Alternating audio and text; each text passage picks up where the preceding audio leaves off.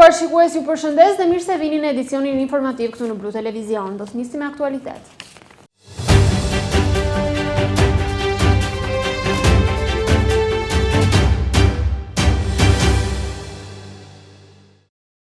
Ky plazh nuk ka vrojtues. Tabela në plazhet publike të Vlorës, sinjali që ju kujton pushuesve të tregojnë kujdes dhe të mbajnë përgjegjësi për sigurinë e tyre, pasi në këto plazhe mungojnë rojet bregdetare. Kjo bën që pushuesit dhe qytetarët të ndihen të trastuar. Ky plazh nuk ka vrojtues. Kjo është tabela që tashmë haset në plazhet publike të Vlorës përgjatë zonës së Lungëmarrës. Një sinjalizim i qartë që bën thirrje pushuesve të tregojnë kujdes maksimal si dhe të mbajnë përgjegjësi për sigurinë e tyre, pasi në këto plazhe mungojnë rojet bregdetare. Ngjarjet tragjike të regjistruara së fundmi në Velipoj dhe Durrës, ku u bën jetën pushues, tregojnë edhe një herë domosdoshmërinë e pranisë së vrojtuesve të plazheve dhe sigurisë së jetës. Megjithatë, në plazhet publike të Vlorës, ato vijojnë të mungojnë, duke rritur ndjeshëm rrezikun për qytetarët si dhe turistët. Pushuesit dhe qytetarët e pyetur nga Blu Televizion shprehen se siguria duhet të jetë prioritet, por theksojnë se nuk ndjen të sigurt në mungesë rojeve bregdetare. Ata e lidhin këtë problematik edhe me faktin se në Vlorë hapësirat publike për plazhe janë të kufizuara, çka sjell edhe një përqendrim më të madh të pushuesve në zonat e lira.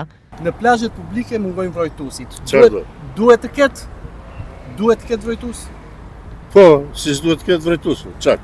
Ku ka pa vrojtues? Po këtu s'ka plazh publik fare.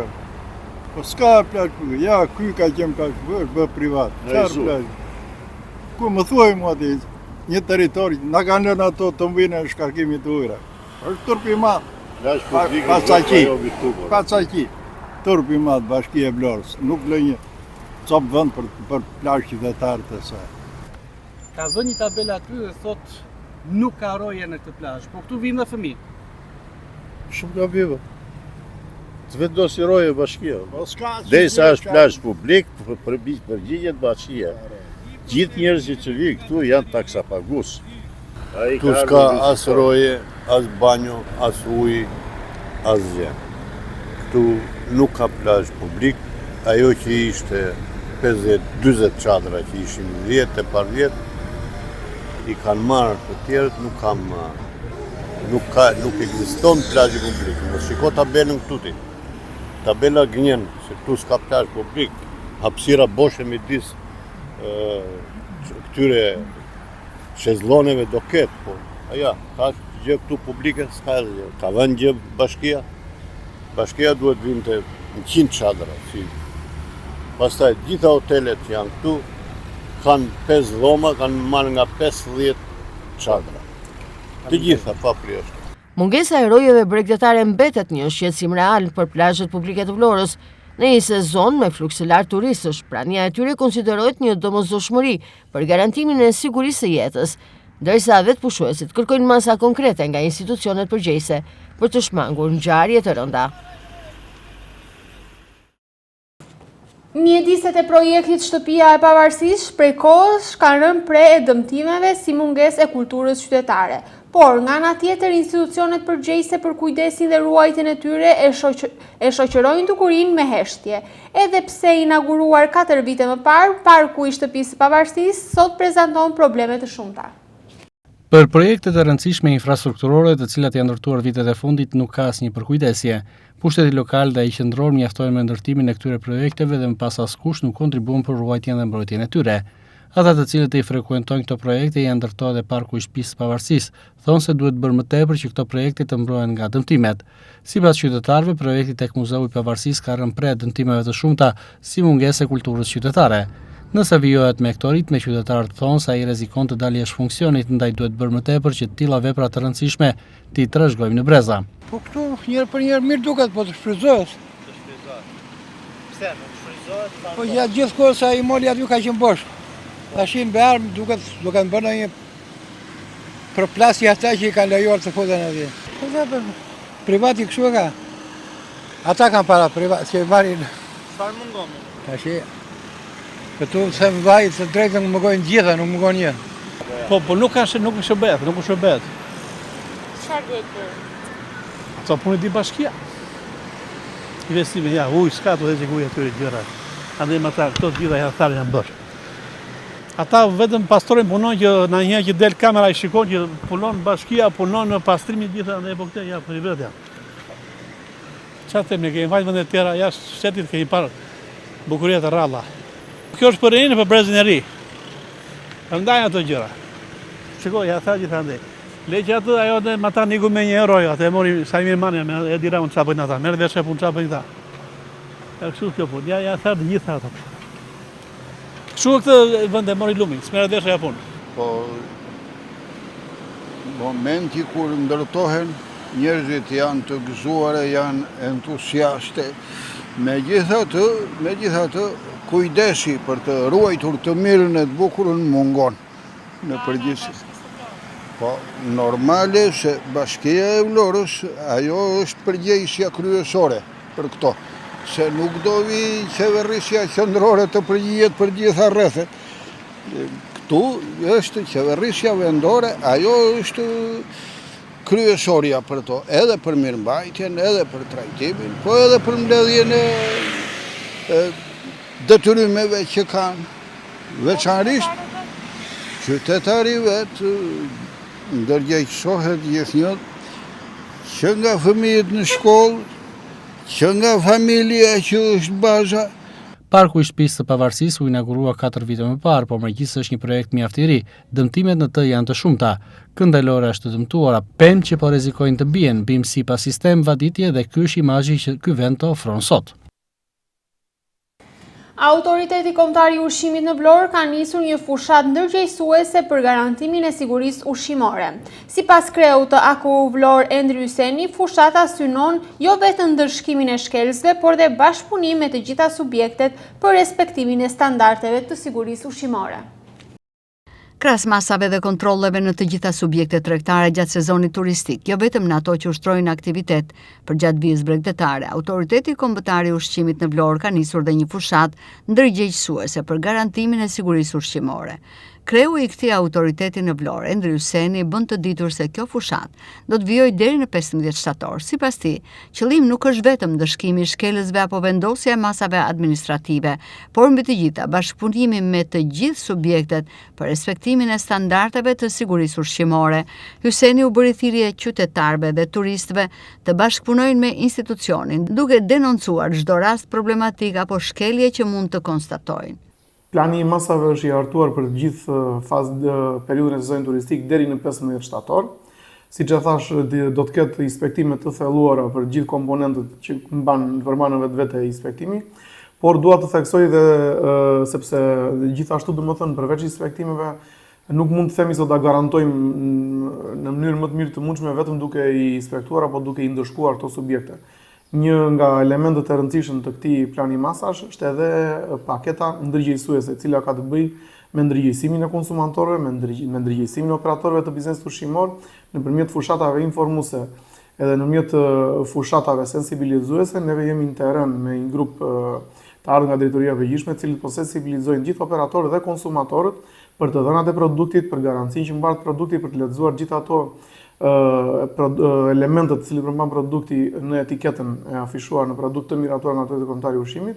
Dhe kjo mendoj se ta ndihmojë më së miri, si thua, të gjithë veprimtarinë tonë për të patur një sezon turistik sa më të mbar dhe një shëndet të plot për gjithë konsumatorët e qafë Vlorës. Një periudhë fundit ju thatë që do të jetë më të rëndë fushat ndërgjegjësuese, megjithatë gjatë ditëve janë mbërritur problema, por shëndet shpejt jemi thjesht në kodrin e kontrolleve aktualisht. Ne jemi në fazat e para, shpejt do të kemi edhe një raportim të situatës. Përgjithsisht nuk janë vërejtur element të cilët cënojnë sigurinë ushqimore, por kjo mbetet për të parë në ditët në vijim, se siç e thash jemi në hapat e para, do të kemi edhe një raportim për të gjithë. Dua të përfitoj edhe nga rasti që të bëj thirrje të gjithë qytetarëve, të cilët hasin vështirësi apo hasin problematika, të cilat kanë të bëjnë me cënimin e garantimit të sigurisë ushqimore, janë të lutur që më njëherë të kontaktojnë autoritetin dhe të bëjnë pjesë e punës sonë të përditshme, që dhe neve në një farë mënyrë të jemi sa më prezent në terren.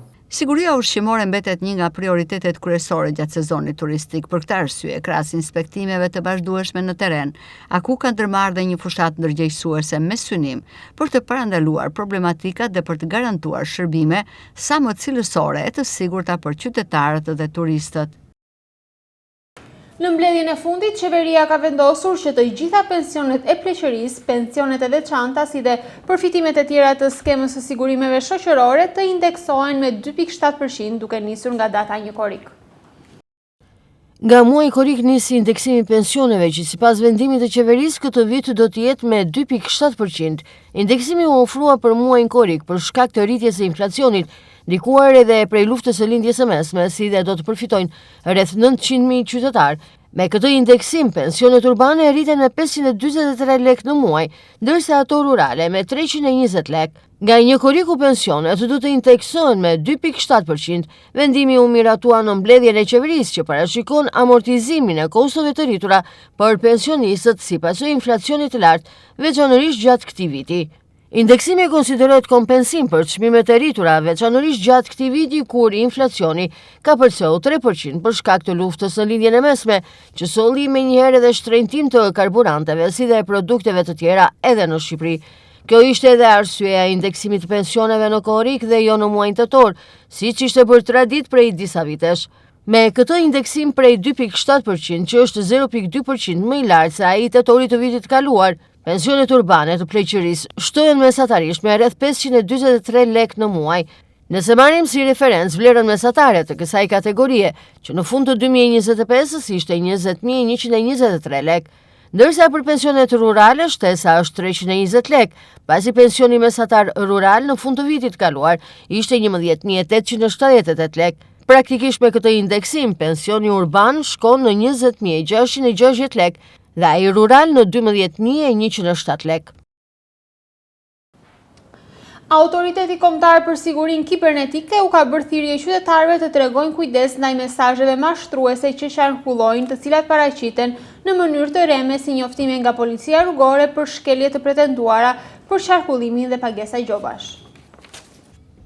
Autoriteti Kombëtar për Sigurinë Kibernetike u ka bërë thirrje qytetarëve të tregojnë kujdes ndaj mesazheve mashtruese që po qarkullojnë, të cilat paraqiten në mënyrë të rreme si njoftime nga policia rrugore për shkelje të pretenduara të qarkullimit dhe pagesa gjobash.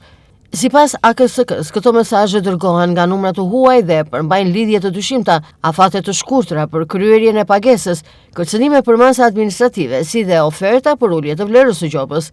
Qëllimi i tyre është të krijojnë ndjenjë urgjente dhe të nxisin qytetarët të klikojnë në lidhje të rreme ose të japin të dhëna personale dhe financiare. Autoriteti këshillon qytetarët të mos klikojnë në lidhjet e përfshira në këto mesazhe, të mos u përgjigjen kërkesave për konfirmim apo dërgim të dhënave personale, si dhe të verifikojnë çdo njoftim vetëm përmes kanaleve zyrtare të institucioneve. Gjithashtu, AKSK rekomandon bllokimin e numrit të dërgues dhe raportimin e mesazhit si spam.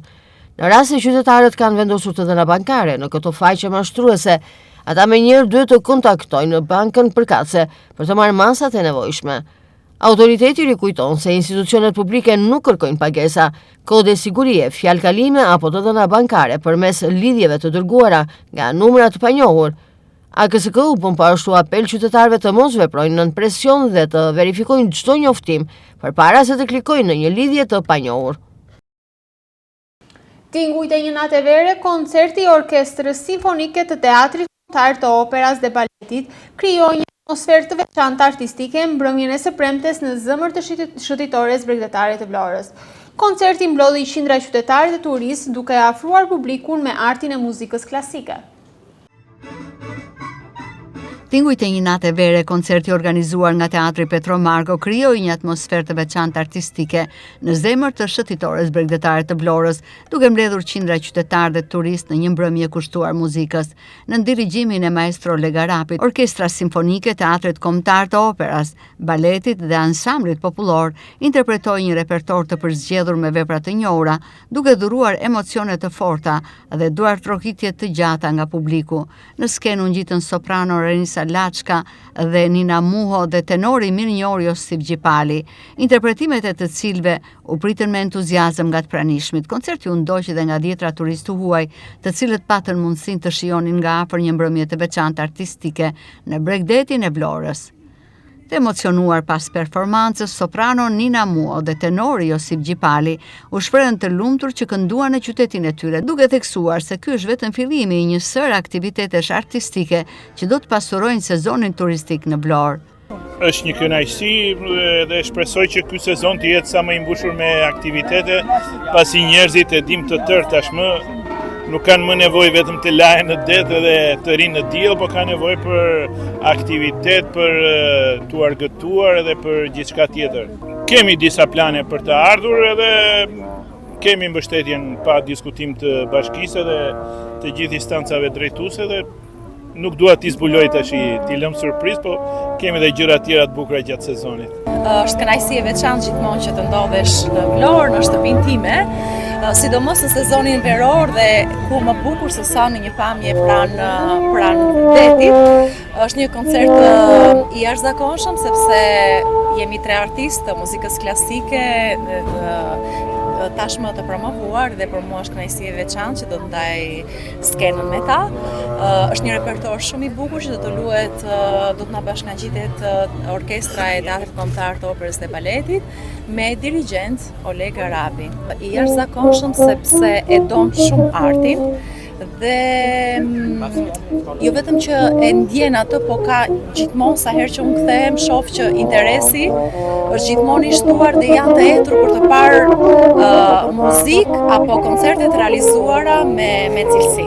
Nga ana e tij, dirigjenti Oleg Arabi vlerësoi profesionalizmin e orkestrës dhe bashkëpunimin me solistët, duke theksuar se koncertet të tilla japin një tjetër dimension jetës kulturore të qytetit dhe afrojnë publikun me artin e muzikës klasike. Kënaqësia ime që vi në vendin tim. Është një koncert të cilin e organizon Petromarko i Vlorës, teatri i famshëm i Vlorës, në bashkëpunim me Bashkinë e Vlorës dhe me Teatrin e Operës dhe Baletit. Është më tepër vlera e Vlorës se sa e teatrit, sepse Vlora ka bërë të mundur ardhin e teatrit këtu. Dhe në një farë mënyre ka vlerë dhe drejtori i Teatrit të Operës, që e kemi vlonjat, Auloni, dhe padyshim që është një bashkëpunim shumë i këndshëm, aq më tepër gjithë artistët pothuajse solist janë gjithë vlonjat. Duke filluar nga mjeshtri Josif Gjipali, duke vazhduar me Nina Muo, duke vazhduar me Renisa Laçkën dhe një këngëtare shumë e mirë që ka dalë në skenë pothuajse shumë herë dhe me një ardhmë shumë të madhe që është Ardita Meni. Tingujt e një nate vere e shndroi Lungomare në një skenë të hapur arti, ku muzika klasike u ndërthur me atmosferën e mbrëmjes verore. Koncerti u mirëprit nga publiku vlonjat dhe vizitorët e huaj, duke dëshmuar se aktivitetet të tilla jo vetëm pasurojnë jetën kulturore të qytetit, por promovojnë Vlorën edhe si një destinacion të rëndësishëm për turizmin kulturor. Qendra historike e fshatit Dërmi është deklaruar si pasuri kulturore e paluajtshme në mbështetje të ligjit për trashëgiminë kulturore dhe muzet. Është përcaktuar dhe zona mbrojtëse e saj në kuadër të masave për mbrojtjen e trashëgimisë kulturore. Këshilli i Ministrave ka miratuar vendimin për deklarimin si pasuri kulturore të paluajtshme të qendrës historike të fshatit Dërmi, duke përcaktuar njëkohësisht edhe zonën mbrojtëse të saj në kuadër të masave për ruajtjen dhe mbrojtjen e trashëgimisë kulturore. Vendimi u mor në mbështetje të Kushtetutës dhe ligjit për trashëgiminë kulturore dhe muzet, me propozim të Ministrit të Turizmit, Kulturës dhe Sportit Blendi Gunxhja. Gjithashtu qeveria miratoi edhe planin për ruajtjen, mbrojtjen dhe administrimin e qendrës kulturore të Dërmiut dhe zonës mbrojtëse, i cili do të shërbejë si dokumenti bazë për menaxhimin e kësaj pasurie kulturore. Vendimi parashikon gjithashtu që Autoriteti Shtetëror për Informacionin Gjeohapësinor të publikojë hartat e qendrës historike dhe të zonës mbrojtëse në gjeoportalin kombëtar, ndërsa Agjencia Shtetërore e Kadastrës të bëjë regjistrimin e tij sipas legjislacionit në fuqi. Për zbatimin e vendimit janë ngarkuar Ministria e Turizmit, Kulturës dhe Sportit, Ministria e Infrastrukturës dhe Energjisë, si dhe Bashkia Himar. Ndërkohë vendimi do të hyjë në fuqi menjëherë pas votimit në fletoren zyrtare. Të nderuar shikues, kjo ishte dhe gjithçka e përgatitur për edicionin informativ këtu në Blu Televizion. Bashkë mirupafshim.